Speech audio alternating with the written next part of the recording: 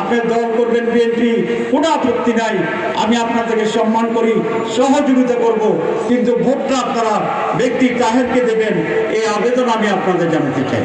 আল্লাহর ইচ্ছায়, আপনাদের দোয়ায় আল্লাহ আমাকে জাতীয় পর্যায়ে যে জায়গায় এখন ভূমিকা রাখার সুযোগ করে দিয়েছে, আপনারা যদি আমাকে আবার ঐক্যবদ্ধভাবে এমপির ছাবি পতাকা দেন আল্লাহর ইচ্ছায়, তাহলে আমার সাথে প্রধানমন্ত্রীর প্রায় প্রতিদিনে দেখা হওয়ার সুযোগ হয়ে যাবে ইনশাআল্লাহ।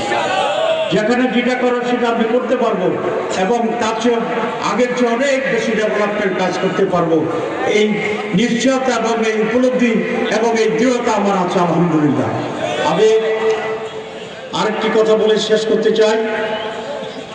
বিভিন্ন দলের বাইরে এখানে আছেন, বিভিন্ন রাজনৈতিক ফিলসফির লোকেরা এখানে আছেন, আমি আপনাদের সকলকে সম্মান করি, শ্রদ্ধা জানাই।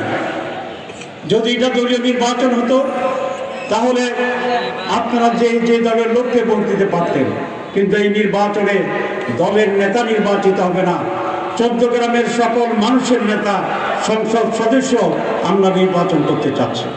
আমরা যদি সেখানে সঠিক সিদ্ধান্ত না নেই তাহলে আমরা 14 গ্রামের মানুষকে বঞ্চিত করব, এই দায়ভার আমাদের আছে। দুই, আমি যেটা বলেছি, আমি যখন এমপি ছিলাম 14 গ্রামে কোনো খুন হয়নি, আপনারা জানেন, কারো বাড়িতে আগুন জ্বলেনি, রাজনৈতিক কাকে হ্যারাস করা হয়নি। এইবারও যখন এই দেশে নতুন বিপ্লব হয়, আমি তখন কেন্দ্রীয় কারাগারে বন্দী ছিলাম। 22শে জুলাই আমাকে অ্যারেস্ট করা হয়েছিল, 5ই আগস্টে বিপ্লব সাধিত হয়েছে। সেই জেলখানা থেকে আমি প্রথম যে টেলিফোনটি করি 14 গ্রামে, আমি নির্দেশ দিয়েছিলাম 14 গ্রামে যাই ঘটেছে এখন আর কোনো আকাশের ধোঁয়া যেন না থাকে, কোনো ব্যক্তির উপর যেন হামলা না হয়, কারো বাড়ি ঘরে যেন হামলা না হয়, কারো উপরে জুলুম না হয়, অন্যায়ভাবে কারো প্রতি কোনো মামলা হয়। আলহামদুলিল্লাহ এই 18 মাসে আমি কারো বিরুদ্ধে মামলা দিইনি, কারো উপর অত্যাচার করিনি। আপনারাই বলুন, আমাদের লোকেরা কি কারো বাড়িঘর হামলা করেছে? করে নেই। দ্বিমত ছিল, সন্ত্রাস ছিল, অত্যাচার ছিল, জুলুম ছিল, কিন্তু এই পরিবর্তনের পরে সারা 14 গ্রাম যাতে শান্ত থাকে, প্রতিশোধ না হয়, প্রতিহিংসা রাজনীতি না হয়, সেই ব্যাপারে আমি কঠোর ভূমিকা পালন করছি।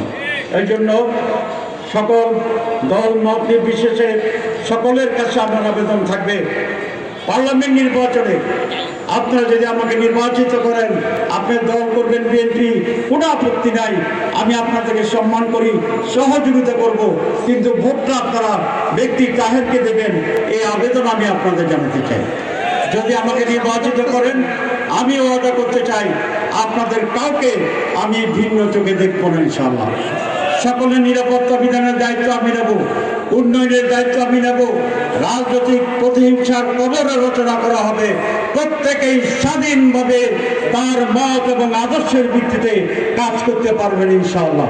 সুতরাং 14 গ্রামকে শান্ত রাখার জন্যে, উন্নয়নের মডেল তৈরি করার জন্যে, সহজ অবস্থান নিশ্চিত করার জন্যে, এক উন্নীত সমৃদ্ধ 14 গ্রামের জন্যে এবং বাংলাদেশের রাজনীতির দিক পরিবর্তন করে দেওয়ার জন্যে, গতি পরিবর্তন করে দেওয়ার জন্যে, উন্নয়নের জোয়ারে বাংলাদেশকে নতুন সিঁড়িতে উঠে দেওয়ার জন্যে যে এক মহান কর্মযোগ্য, সেই কর্মযোগ্য এবং পরিবর্তনের এই সুযোগ, এই অধিকার, এই চাবিকাঠি আপনাদের হাতে।